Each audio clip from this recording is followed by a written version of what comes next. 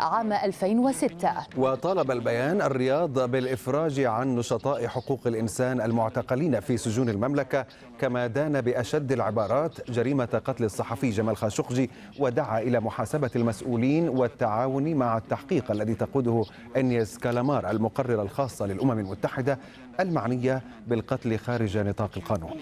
وقد نقلت رويترز عن مبعوث إحدى دول الاتحاد الأوروبي نقلت عنه قوله إن الإجماع في إدانة السعودية هو نجاح لأوروبا في أن تتوحد في هذا الأمر.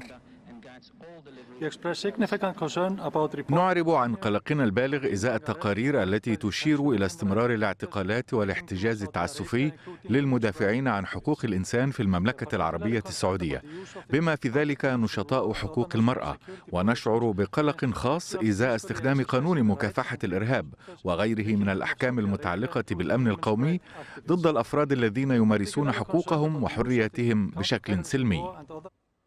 كما دان سفير أيسلندا في الأمم المتحدة بجنيف مقتل الصحفي السعودي في قنصلية بلاده باسطنبول. وطالب أمام جلسة لمجلس حقوق الإنسان التابع للأمم المتحدة بجنيف بأن تتعاون السلطات السعودية مع جميع التحقيقات بشفافية، بما في ذلك تحقيق المقررة الخاصة للأمم المتحدة.